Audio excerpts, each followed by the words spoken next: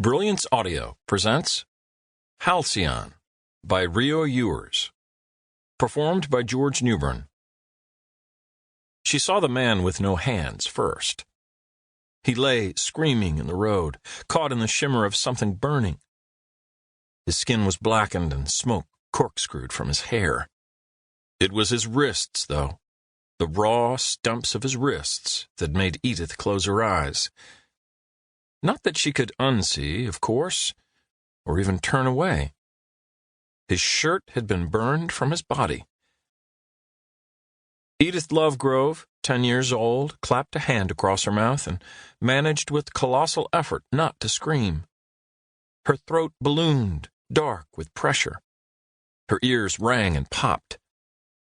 As if in response, the window expanded. It showed more terrible things. The worst she'd ever seen. Here was a dead woman slumped across a trash can. Here was a parking lot. No, it was a street, jammed with burning cars. Edith rose from her bed and stumbled to her work desk, where she usually made friendship bracelets and birthday cards, and as a little kid had written letters to a certain jolly old elf in the North Pole. Now she opened the drawer where she kept her markers, the grown-up kind, not the washable kind, and grabbed the first one her fingers happened upon, Aquarius Blue. Stepping away from the desk, she heard a dull, crumpling sound like a wall collapsing. Her eyes, also Aquarius Blue, rolled back into her skull, and saliva beaded at the corners of her mouth. "Draw," she mumbled, because that's all she could do. "Out." She would normally reach for Shirley, her sister, but Shirley had slammed that door, burned that bridge. No more, Shirley had said, and she'd been adamant. Never again. Edith saw the front end of a burnt-out vehicle, its wheels blown from their axles and its hood folded like an envelope.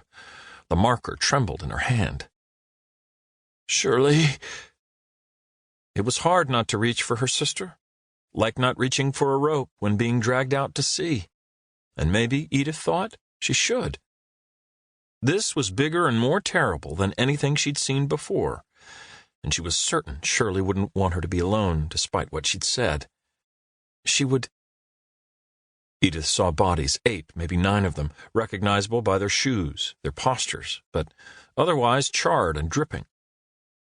She pulled her box of toys to one side, tore down her Rihanna and Minions posters, and used the marker to reproduce the images in her mind. They were hurriedly drawn, wild loops and lines, a kind of psychic shorthand. The red and blue lights of a fire truck pulsed along a city street already lit by flame. Edith expected them to flash across her bedroom walls. She heard a woman screaming and saw a buckled street sign, W. Chippewa Street. "Out," Edith said again and scrawled what looked like a W on its side with a swirl beneath it. She started on a second symbol and felt an increment of relief, but not enough. It was all too big, too much. "Bottle top," she blurted, and touched her sister's mind. "Shirley, I'm so scared."